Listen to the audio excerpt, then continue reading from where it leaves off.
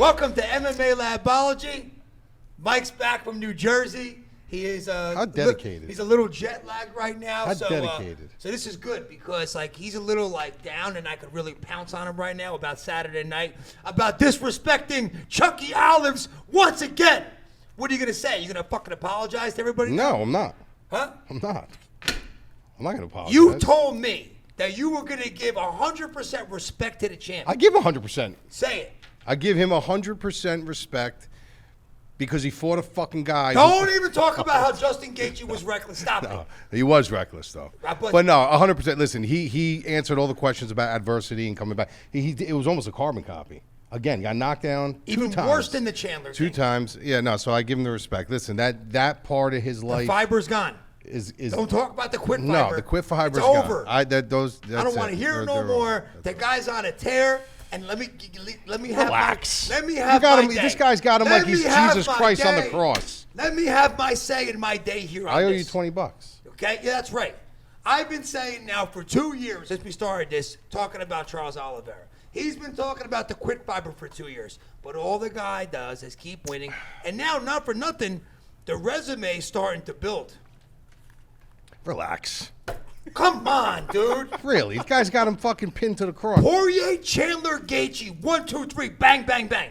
Top of the division, knocking them all out. Who's saying anything? You. This fucking guy's yelling at me like I'm disagreeing with him. I'm sick and tired of you disrespecting Charles Oliveira. Respect, man. Huh? He asking for respect. I gave him his fucking respect. It's not enough. It's not enough. What, you want me to get down on his knees and tickle his balls? I want you to say he's the fucking champ for a good reason. He's a champ because he's a champ. But he's actually not the champ. Yeah, that's fucking bullshit. No, it's not. Let me explain something to you.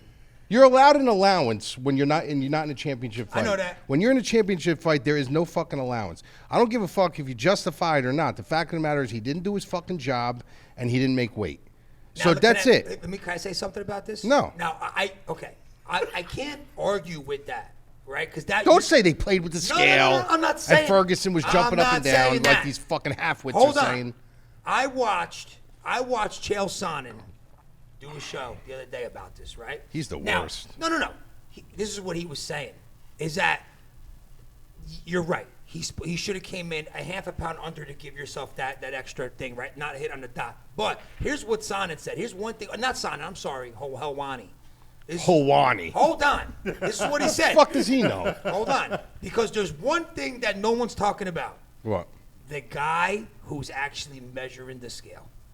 Okay? Calibrating the scale? The guy who does the It happens all the time, though, dude. Because now when I'm thinking about it, and you go back and watch other weigh-ins, like right? Habib that one time where he just... Sometimes the guy's just like, ding, weigh 155. This guy, and then sometimes you got the guy who's a stickler, like that guy, who's just fucking ding, ding. And sometimes these guys just ding, like it's no big deal. But it doesn't matter. The fact of the matter is the scale is the scale is the scale. I'm just saying, if maybe it wasn't that guy doing it and another guy doing it, maybe they wouldn't have done that. But this is what aggravates me about these people who are going on and they're going, oh, he was on weight the day before. This is what I mean about people who really have no fucking idea.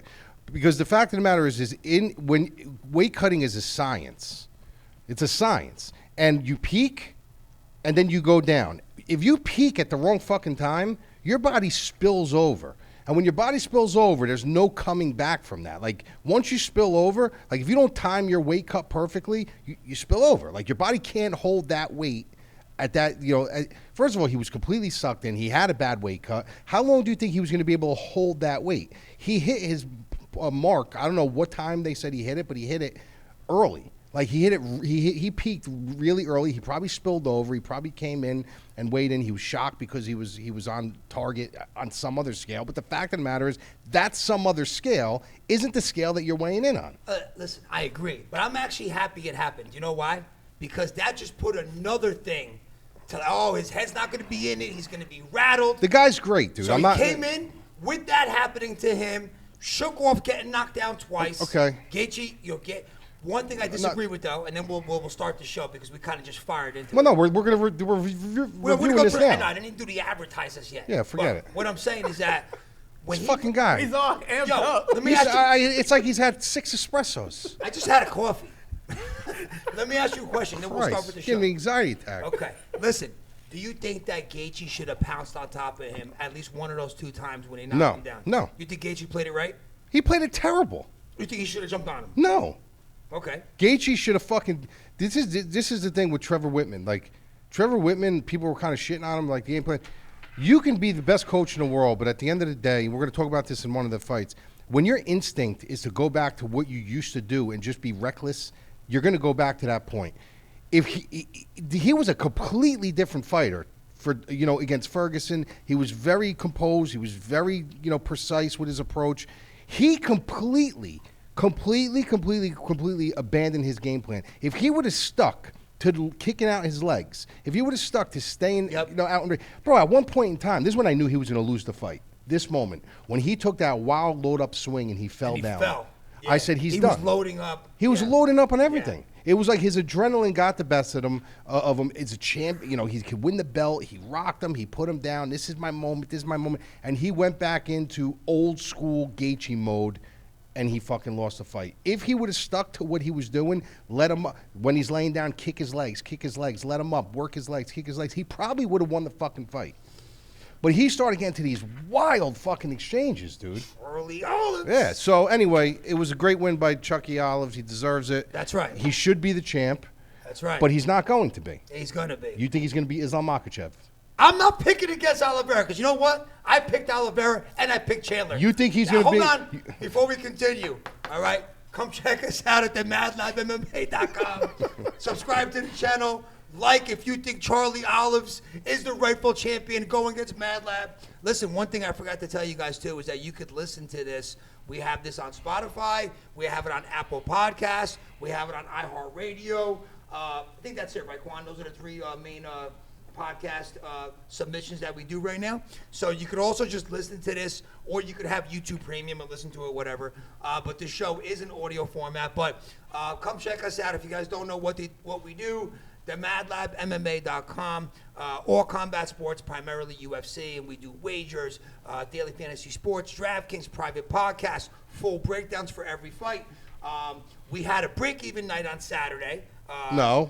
Oh, we're up a couple units, right? No, we up a little less than a unit. That's actually, for that card, that's a win. Yeah, and we'll talk about that in a minute. And we we are sponsored by Thrive Fantasy. We hit all our Thrive except for the canceled fight. We put 3 props in. One of them got canceled because the Cowboy Cerrone and the Wizon fight got moved over to the next pay-per-view card, I'm pretty sure. No, June. Oh, in June. Okay, so we picked one of the props there. But what's cool about Thrive, it actually happened, what we just talked about, right? With Thrive, you pick 2 ice picks, which are in case of emergency. So after you make your 3 prop picks, then you pick 2 backup ones in case something like that happened. And it fucking happened. So once that fight got kicked out during the card, then it would have defaulted to your first ice pick. So this way you wouldn't have just lost on that prop. But we were on the right side of Esparza over 1.5 takedowns. We got that prop right.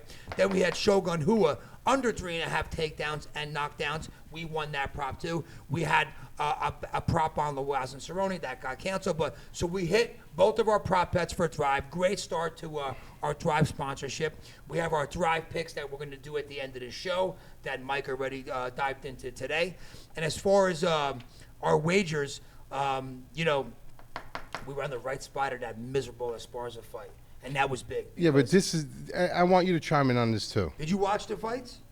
But, okay, you didn't need to watch this fight because it really was nothing. Worst championship fight, I think, in history of the UFC. People were saying Francis, but I think this was worse. But Francis, that wasn't even a championship fight. No, I know, but I'm talking about fight. Like, you know what I mean? I think it almost was as bad. Let's put it this way. Esparza won in a 5-round fight. She threw 30 significant strikes. The whole fight. And won a fight. It was the weirdest thing. Yeah. But now here's the thing. This is my question to you. People are shitting on him, saying, "Oh, you got to beat." This is where I got to ask you if you believe in that term. I've never in my life believed in this terminology that you have to beat the champ to be the champ.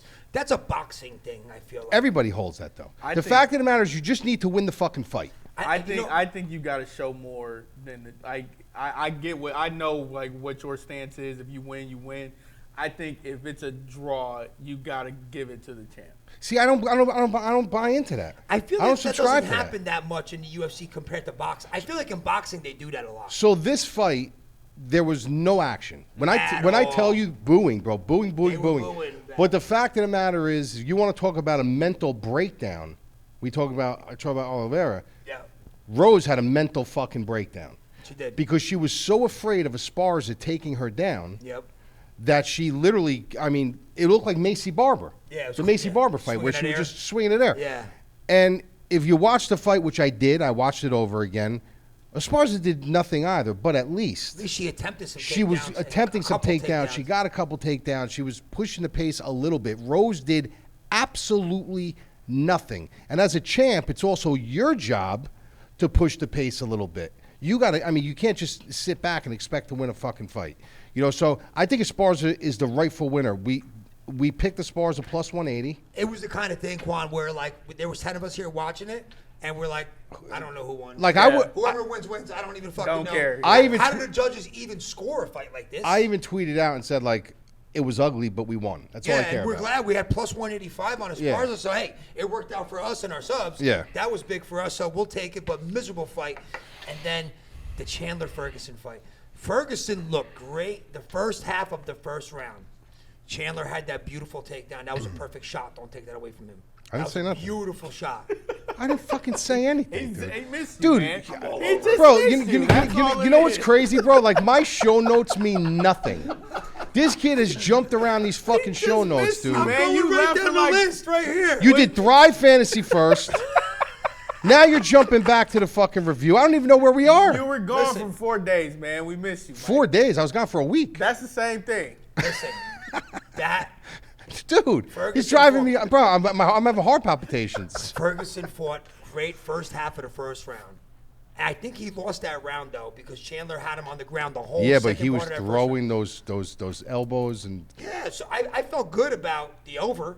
We had over 1.5. I felt great about I the felt over. great about it, especially that he lasted. And then, bro, that kick heard round the world. And the poor. I saw the picture of it. The poor. This is like it's all over the internet. That one picture of like that. That was just wow, bro. It's sad though. You know why? Because sad. he really He looked great. When I was watching that fight, like even when he did get taken down, he was doing things that old Ferguson did. Throwing the elbows. Throwing up. elbows, you Yeah. know, he was very tricky on the feet. He was landing some good shots. He went back to his corner in that first round. You could see he had some swag back, and I can't even say that like he made a mistake. He got caught by something. Even Chandler said, "I never throw front kicks." You know, and he just landed this thing on a fucking dime. And I don't care who you are. I don't care if you're 30 years old and your chin is steel. That don't matter. You get hit with that fucking kick, where it was placed perfectly with the perfect extent, everything. You're going down. So I actually feel bad for him because at the end of the day, he looked like he was ready. He looked like it looked like it was going to be a really good fight, and he got caught. He got caught. I feel bad for him. I don't think his career is over by any stretch of the means. You know, Dana White said afterwards, he's like, some of you guys are telling me to tell Tony to hang it up. He's like, Tony looked great. He looked great. Dana White said, he's like, Tony looked great. I don't know what you guys are talking Well, about. bro, listen. First of all, you got to, you know, the community that we're in, dude. Like you got guys on Twitter. They were tweeting Dana White about the fucking. What were they tweeting him? They were actually tweeting Dana White about the DraftKings scoring. Like, what the fuck is Dana White give a shit about DraftKings? They were tweeting him about DraftKings, about the fight that got the Cerrone thing. Dana White, you got to do something about this. Like, well, you think he gives a fuck about What does he DraftKings? care? Like, that's the community that we're in now. They really They- believe yeah, in their only care about mind them. that he has something to do with that. Yeah. You know, so it's just that's ludicrous because he fought a great bro. When he went out of that, because we weren't together watching the fight. I was in Jersey. You were, and you were here. But I even said, because I was watching with my father, I said, this is going to be a great fucking fight after the first round. And I thought for sure. I was in a Discord. I was thought the like, over that was locked over is in. locked. We're Yeah. locking that over in. Because even if he takes him down like that again, Tony was doing enough from the bottom that at least stay active and stay safe. Yeah. He And wasn't going then, to get finished bro, that way. And within like 20 seconds. I'll tell you, though, Michael Chandler, I like Michael Chandler. Yeah, but He needed that let's win. be honest. He needed this win. Let's be honest. Let's be honest. Who were the only fucking... Do you remember how people thought he was not a scrub, when he fought Dan Hooker, when he first came out, how many people were on Dan Hooker? Hooker was the favorite. He was, but everybody was on him. Everybody was on him, yeah. Nobody even. You look at Chandler, he came in, he beat Hooker, lost to Poirier. Wait, no, I'm sorry. Lost to Gaethje and lost to Oliveira. Yeah. And now he beat Ferguson. I mean, they drew him right in against top You level have to, though, competition. because he's a top-level guy. And you know what? This keeps him right in that top 5 and just kind of, he'll get another title shot. Oh, yeah. You know what I mean? I think this was a huge win for Michael. Huge. He needed it. Huge. And I like the guy. I like his personality. I think he's good for UFC. He's a family he's a guy. good-looking guy. He's a family guy. Adopted his kids. Yeah, he's just a good guy. And when I watched him in Embedded, I like Ferguson too. But I like Michael Chandler a little better. I do. I love Chandler. I think Chandler's a great guy. He's Great. good for the sport. You just got to hope that his, because he has had like ankle injuries and stuff like that. You just got to hope he holds up. And you got to hope that the chin issues don't come back, because this is very bizarre, dude. Michael Chandler always used to get rocked in all his fights, like rocked. I haven't fucking seen him rocked, really. Like in his last couple fights. Well, he got rocked in against Gaethje. But he hung in there. But if that was him a couple years ago, he would have been fucking flatlined. I feel like he gets this adrenaline going where at some point you can't knock him out. Yeah. Remember at the end of that Gaethje fight, third round, so he was just... He had a resurgence, dude. Yeah, he had a did. resurgence. Yeah, I love the guy. Amazing shape. I love the guy. So, yeah, that was Saturday night. Great card. I had a lot of fun. Wish you were here, but you watched it with your old man, with Hollywood, which is great. And then last, before we move on to the card, I didn't see the Canelo fight. Did you see the Canelo fight? I saw just the one counter where he got kind of tore up. He was getting tagged. See? Yeah, I got to watch it. Yeah. I got to watch it. Right against the ropes. Yep. Yeah. So, but this is another thing. People are shitting on Canelo. Like, He went up 20 pounds. the to guy, fight the this guy dared to be great. Right, yeah, he's Yeah. right, yeah. And you know who said that? Clarissa Shields. They're like, people that are shitting on him are so fucking weird. Like, this guy knows that division is cleaned out. Like, he's cleaned out that division. He's going to continue to clean it. So he wanted to test himself. Do I agree with it? No, because when you do something like that, automatically, it doesn't matter what you know and what the purists know. The casuals, which there's a lot more casuals, they're coming out and they're saying, oh, you fucking lost. You fucking lost. They don't understand that, like, Izzy Adesanya also bumped up to fight an overachieving Jan Blachowicz and lost They because... didn't break Izzy's balls about that. How come they're breaking Canelo's balls about that? Nah, they kind of did a little bit. I think Izzy got some. Yeah, he got, yeah. Because what's going to happen now with John Jones? Like, they started bringing the whole John Jones narrative in, so. People are sick. That's what I mean. It's like, this guy, there's a reason why there's fucking weight classes. And it's like, the fight game, man. and this dude is 6'1".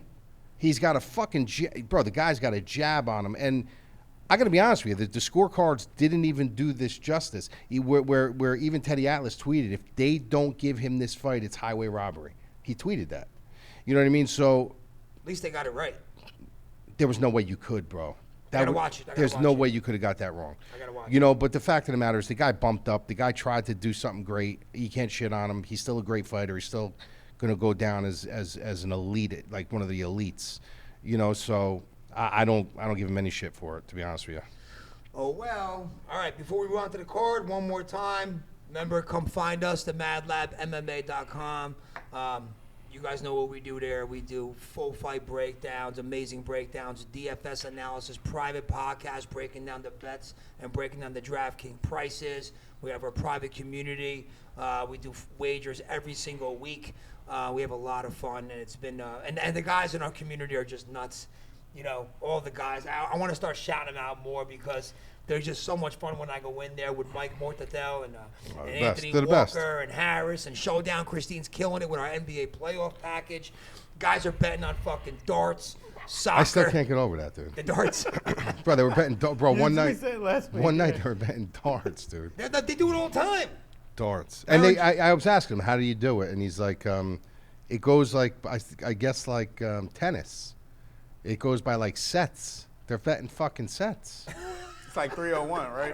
I don't know. I have no idea. But I was like, how do you guys it's bet like darts? Like, by who hits how many ball sides? He's like, no, it goes by sets and this and game It's sets. like games. Yeah, dude. Like, Go who the 301 fuck? And you can't even watch it. We got a bunch of great guys. Come join the community. Try us out. It's only $49.99 a month, and you get every fight card every Saturday night for the most part. And then if we see a Bellator play, we put that in. If Mike sees a PFL play, we put that in. A bare knuckle play. Sometimes some boxing. Sometimes we'll tie a little parlay with boxing and UFC.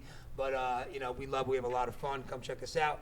And last but not least, the Kentucky Derby. Yeah, you hit that, didn't you? Oh, The shit, Kentucky yeah. Derby. That's right. So I was bitching to Mike because, like, you know, DraftKings is not legal here. So, you know, I couldn't do exactas and trifectas with the guy that we use. We got a, you know, off-site guy, whatever. And he only had just to win, and I couldn't do the exactas, whatever. I'm like, fuck it, I'll just spray the board a little bit. So I put $20 on 10 horses, all the long shots. Yeah. And the longest shot in 120 years in Kentucky Derby history came in, plus 10,000 fucking dollars. Imagine that, dude. 100 to 1, and I put $20 on him and won 2 fucking. Yo, you know what I pictured? Because I was when he was watching the race. I picture. Come on, Kryptonite! Kryptonite! Come on, Kryptonite! Bro, I couldn't. You know what that's believe it. from? That's Bronxtown, Yeah. right? Come on, Easy Kryptonite! fucking much, though. Yeah. They tore up the ticket. Yeah. Yeah, you fucking mush. Dude, I couldn't believe it. $20 and won 2 fucking G's. I don't even know the horse's name. Rich Strike. Was it? Rich Strike. Rich Strike. I struck gold with Rich You Strike. didn't even know his name? No, because I went into our thing and I put $20 on like 4 or 5 horses, right? And then I went into my bookie, which, by the way, you know, we are affiliated with my bookie. I went into my bookie and I tried to see if they had exactas and trifectas there, and they didn't. And I was like, motherfucker. And then I saw that horse. That horse wasn't in our thing. That horse wasn't on force baits. Really? It was only in my People bookie. were probably slamming. So I saw him. I saw plus 10,000. Like, I didn't see this guy number 21. I put $20 on him too in my Jeez. bookie. Fuck. And then I fucking hit it, baby. Oh, yeah. My father's such a bullshitter. My father, after I told him he was sitting next to me, I showed him. He was like, God damn it. I go, what? He's like, I wanted to bet that. Yeah, sure. Fuck up. I'm sure you wanted to bet the 10,000, the plus 10,000 dollars. All right, let's talk about this card. We'll start at the top. Jan Blachowicz. First, let's talk about the card. The card's not a great card. Let's be fucking honest. Yeah, it's not a good card. It's not a card that I'm going to tell you guys to go and bury a lot of your bankroll into it. It's not that type of a card. Obviously, you want to have some action on it. We're going to give you all the information that we can give you. This way you have the best idea, but it's not a card that you want to go heavy with your bankroll. There's no reason for it. You have fights every week. You don't got to bury your bankroll every week. This is definitely a card that you play modest. So I'll leave it at that. And that goes for a DraftKings perspective too. Tread lightly is what he's saying, okay? Now, start at the top. Jan Blachowicz. The guy's just always a dog. He's always an underdog in every fight. Yeah. Jan Blachowicz, Aleksander Rakic. Jan is plus 165 dog. I think, I hate to say it, but I think he is the rightful dog, even though the guy's an overachiever. You know, he was great. He overachieved when he had the belt, and he beat Izzy. I know Izzy came up in weight to do that. And then Jan lost the belt to Glover, which is the last time I think we saw Jan fight, right? Mm-hmm. Then you got Rakic minus 195, 8,700 on DraftKings. Rakic had that miserable fight against Thiago Santos. That was like one of those fucking Rose Esparza fights. Yep. It was it was a very, very boring fight. They were both scared to attack. I remember that fight. He got the nod on that fight. And then his only loss was that split decision loss in his last 10 fights against Ozdemir. He did, I hate to bring it up, but he knocked the teeth out of your boy Lionheart. That was the last time. That was when he was. It was 2 years ago. Yeah, that's when he was like he was having bad shit going on. But he did not quit. I remember him spitting. Don't you ever disrespect. He was spitting teeth out, refusing to That's quit. my boy, dude. He's on you today, man. I don't get it. I don't fucking understand it. I just come home. I listen. I get off of the airplane, right off the airplane, right to my truck. I didn't even shower. I came right fucking here, passing out at the desk, and he's coming in like a bull in the china shop. I like Rakic. I think Rakic is the real deal, even though he had that shitty performance against Santos. But I think Rakic wins this fight. But again, every time I pick against Blachowicz, he seems to come through. So I don't know. What do you think? You said it perfectly before. He is. Listen, I love Jan Blachowicz. I don't think you'll meet a nicer guy in person. Polish power, baby. But I don't believe that whole thing. I don't know where that all came from. Polish power? Yeah. Is he strong? Does he have power? Yes. But like he actually bought into this Polish power thing, and I get it. Is he strong? Yes. Does he have power? Yes. But he doesn't have this like ridiculous fucking power. Rakic is more powerful than him.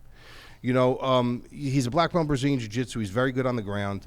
But I hate to say it, and I hate to say it about such a nice guy, but the guy is an overachieving champion. Yeah. He really is. He's an overachieving champion. He's a very good fighter, but he's not a fighter that, if you think Dana White and these guys in the UFC brass want him to be a champion, they don't. They don't. Just because you're a nice guy doesn't They mean don't. they want you to be a fucking champion. So I think he's live against a lot of people. I think he got a little traction with Izzy because people, like I said, they don't understand about the weight class. They just see that he's got Adesanya's win on his record. He actually talks about it. I'm the first guy to beat Izzy. Reyes was a guy who looked like he was really the part, and he did what he did to Reyes. So he's beaten some great names. If you look at he's beaten some great names. They're not that great, Mike. Corey Anderson, Salza. Well, look what Corey Anderson's doing now. Yeah, in Bellator. Yeah, you know what I mean. Yeah. So he's beating some legit guys. Like he's a legit threat in a light heavyweight division. But he's also aging. He's also an older guy. You can't teach old dog new tricks. And you got someone in Rakic who's almost a decade younger than him, who throws with a lot more firepower. He's a lot more dynamic. He's got a lot more snap in his shots. The only thing that concerns me a little bit in this fight is if Jan gets him to the floor. If Jan Like he did with Izzy. I do, but no, Rakic is big enough, And right? strong And strong enough enough to to get get up. But you're talking about a 5-round fight now, where Jan has that championship experience, that championship pedigree, where if he goes into the 4th or 5th round, it's a close fight, and his chin holds up, which I don't think it's going to. If his chin holds up, what happens then? If now they're getting tired, they're getting exhausted, and Jan finds a way to get him to the ground, and starts working his Brazilian Jiu-Jitsu. But I don't think it lasts that long. I think Jan's chin is on borrowed time against a guy like this. I think the body kicks, just the snap and the speed and the crispness of just a younger, athletic striker in Rakic. I think he gets it done here. I think he gets it done inside the distance. And Jan will fight to see another day, but I think Jan's best days are probably behind him now. So I'm going to go Aleksander Rakic by KO TKO. Do you like you think the line is right? I do. I do think the line is right. I think it could be a little closer, just because I think there is a little disrespect when you got a guy There's that has. always disrespect with Jan. But when you got that champion, that's what I mean. There always is. When you got that championship pedigree, he's been in the 5 rounds. He's been in the spotlight before. He's had the belt. He's been to the top already, where Rakic is still trying to get there. So there is something to be said about that. You're in a main event spot. I think it could be a little tighter, but I think the rightful favorite absolutely is Rakic. Are you thinking about putting a bet on this one? I'm going to see how the line moves a little bit, and I want to see weigh-ins. But yeah, there's a possibility. Rakic by KO probably smells nice. Yeah, I got to definitely take a look at that. Because like I said, Jan's chin, he could be had. It could be had. I think what happens here, I think Rakic wins this fight. I think Yuri beats Glover. And I think it sets up Rakic versus Yuri. That'd be a great I fight. think that's what it's going to set up. And then that's a really good fight. That's a great But fight. I don't want to overlook Glover, too, because he always surprises everybody. But I'm telling you right now, Glover's live in that fight. I know he's live in that fight. I know. But, we haven't seen enough of Prochazka. But We haven't seen him on his back. From what we've seen so far. But we haven't seen him on his back. No, we haven't. You're right. So I love to see that fight. All right, next fight on the card, Ian Cutelaba, Ryann, Superman, Spann. I don't know why Cutelaba is a minus 210 favorite on this. I think that's a little juiced right there. A lot juiced, really. I don't know. Not that I'm a big Ryann Spann fan, but plus 175. He's definitely live. I think Cutelaba wins this fight, but I don't think it should be. And even the price, 8,900. Ryann Spann, 7,300. I like Cutelaba, but not by a lot. This fight scares me. I'm going to be honest with you. It scares me because Cutelaba, at the end of the day, the guy probably can make middleweight. Probably can make middleweight. You got Ryann Spann, who's 6'5". He's going to have a 4-inch reach advantage. Then you have, 4-inch height advantage. Crafty on the ground. He's got long, rangy striking. And then you got to also be concerned with Cutelaba blowing his fucking cork, blowing his wad 2 rounds in. Now, did he find his wrestling? Yeah, he found his wrestling. But when you find your wrestling, that exposes your neck, and something that Ryann Spann loves to do is wrap up necks. The guy's got a very crafty submission game. The only problem with Ryann Spann is his chin. And that's where Cutelaba can come in. I could see I could see multiple situations here where Cutelaba takes him down and gets his neck wrapped up on the takedown. I could totally see that happening early. I could see Cutelaba taking him down and just putting it on him and knocking him out from with ground and pound. This fight to me is all predicated on how strategic Cutelaba can find his way inside to get in on his hips, take him down, secure takedown, and not get overzealous.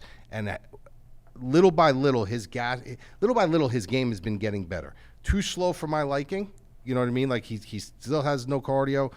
He still doesn't know how to pace himself.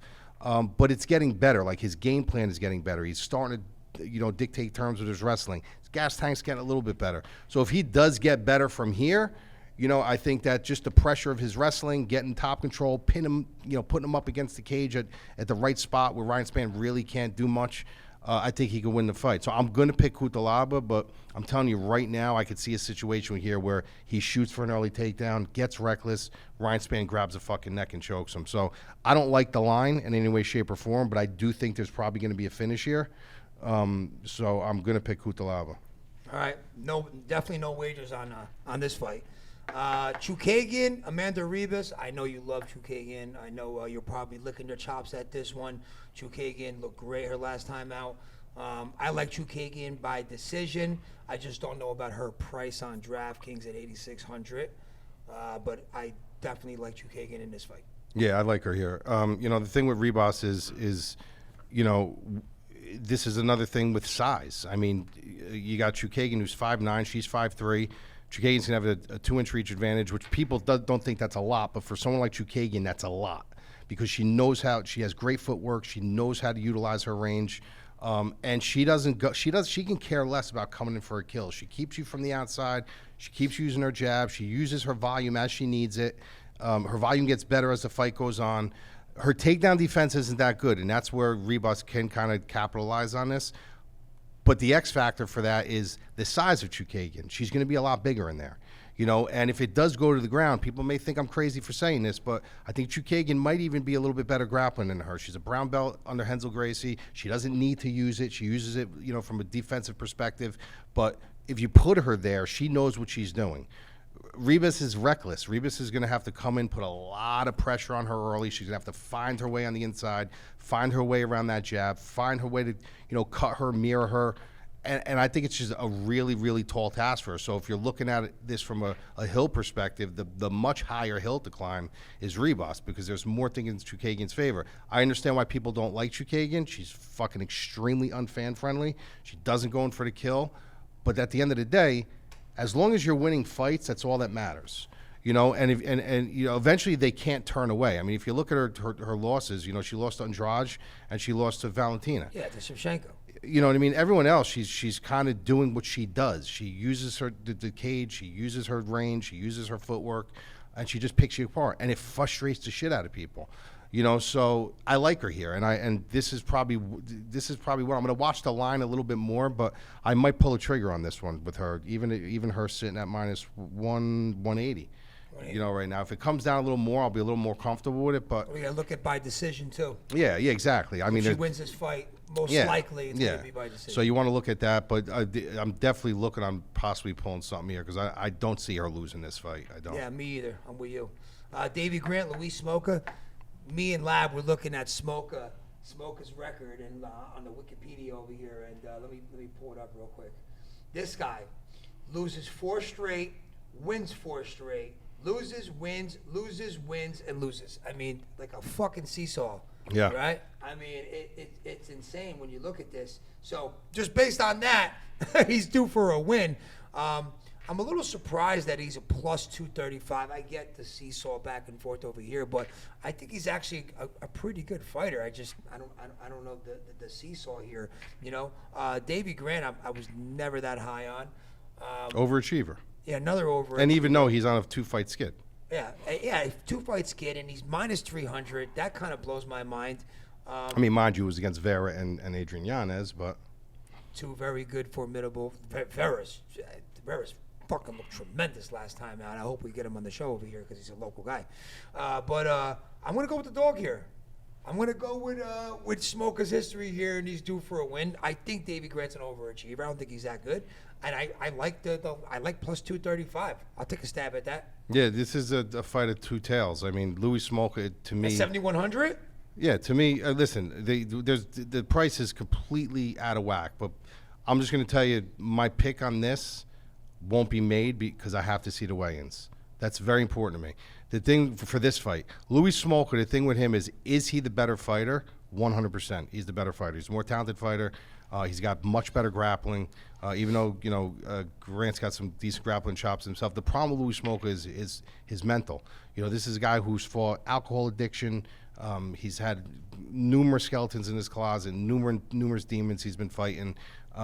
Back and forth. And the hardest thing to do with Louis Smolka is betting him because you don't know who's going to show up. He could show up like this world beater where his transitions look sick. I mean, he's all over the place. His hips are all over the place. He's knocking people out, submitting people, and then he could show up and he looks like he's fucking drunk. So, like, the most frustrating thing to do is betting a Louis Smolka fight where Davey Grant, even though he's losing his fights and even though, some of his – he's coming out and you know what you're getting from him. You're getting a guy who's coming out like a dog where Smolka, you don't know what you're getting from him. But this line is completely out of whack. This line should be a lot closer. And I'll be honest with you, I am leaning very, very, very, very slightly right now to Smolka just because of the price, but I won't make my official pick until I see weigh-ins. I could totally see Smolka snatching up a submission on him. Me too.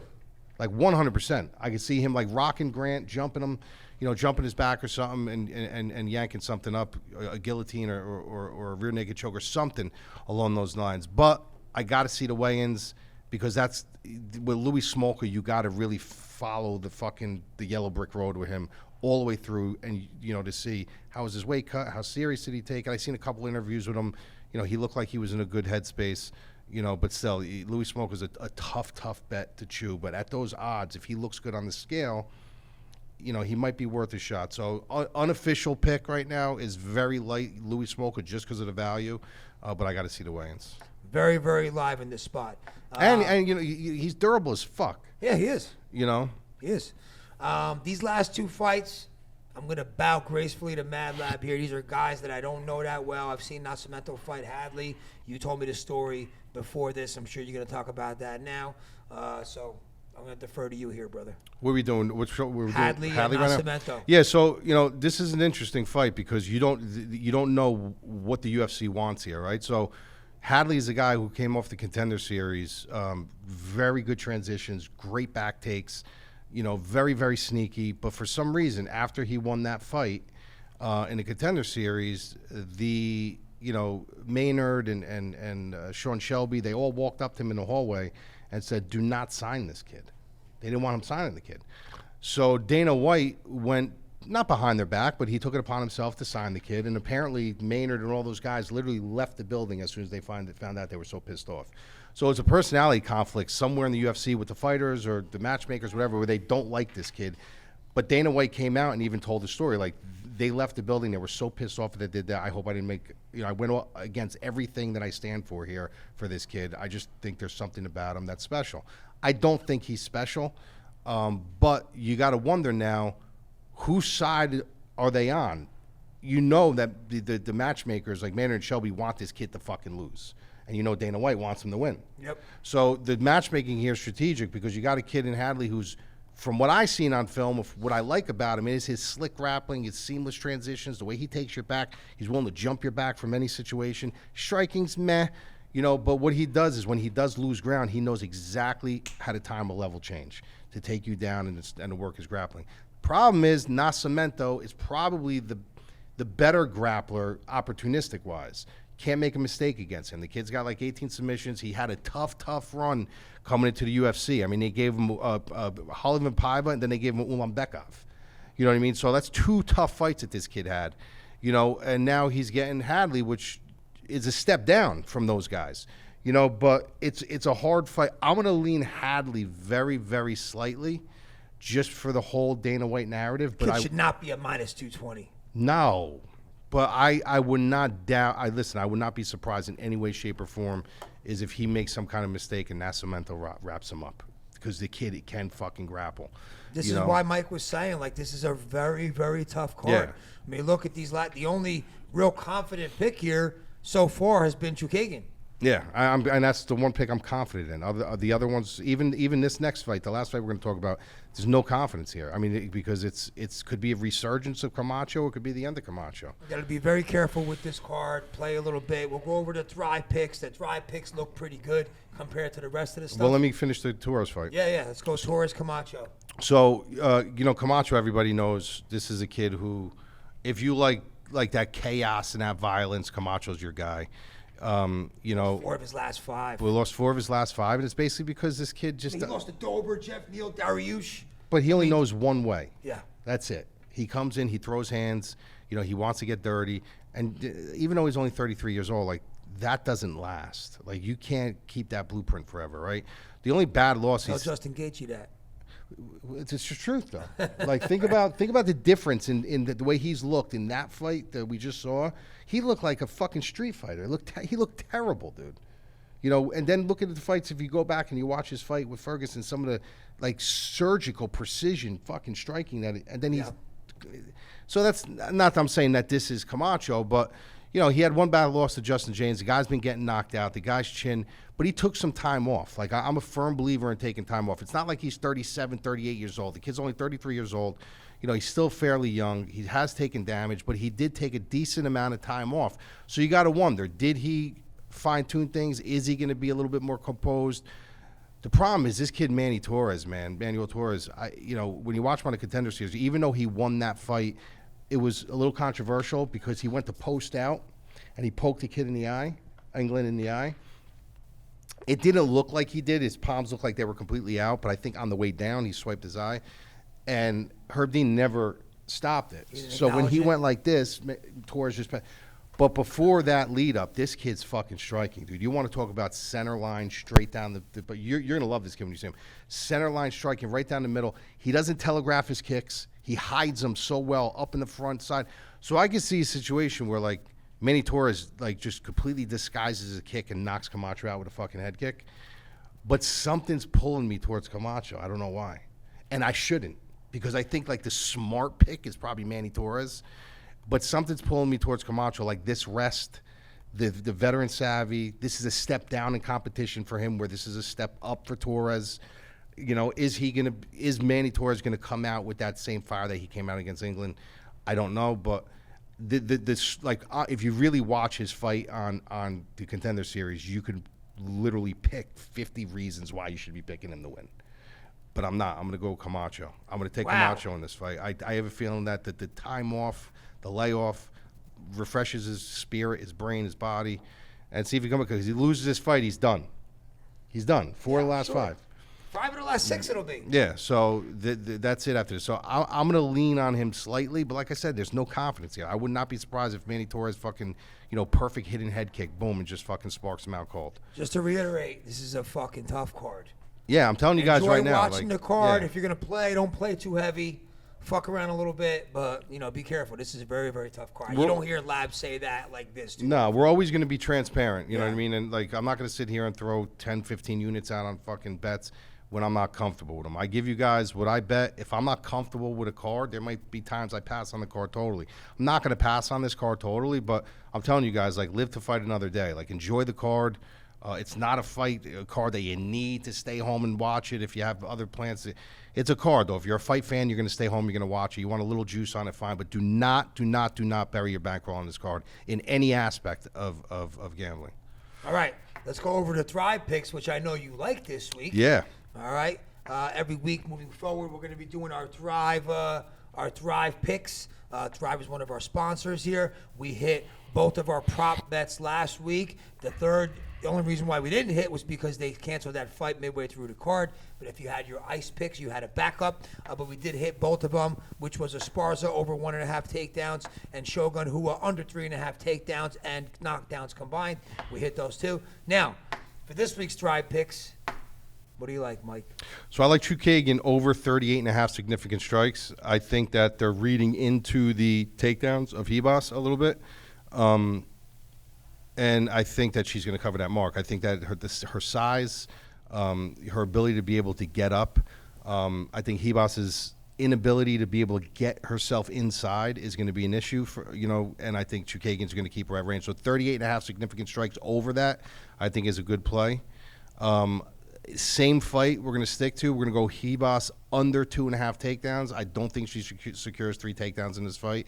I think if she does secure 3 takedowns in this fight, that means things are probably going her way a little bit, and I don't see things going her way in this fight. I could see her securing 1, maybe 2, but I think for the most part, Chookagian's going to make her adjustments. She's going to keep her out on the outside. She's going to frustrate her, probably start taking some panic shots. So I like the under. So in the same fight, we got 2 picks. Chookagian over 38.5, significant strikes. Ribas under 2.5 takedowns. And then for the last one, this is the diciest one of the 3, is Grant over 65.5 total strikes. I think that you can bait. He understands. He knows how to bait people into firefights. And Smolka's a kid that will engage. He doesn't have the greatest takedowns. When Smolka gets you to the ground or you take him to the ground, that's when he's at his best. He's an opportunistic grappler. I was initially looking at Smolka over, I think it was 1.5 submission attempts, but I could see Grant baiting him into a fisticuff match, for the greater part of the fight. So Grant over 65.5 is probably my weakest play of the 3, but I think it's definitely a serviceable one. There you have it. There are the 3 picks. Did we get a Showdown dog pick this week? You should, yeah. So let's go to the Showdown. Let's go to her dog pick of the week right now, actually.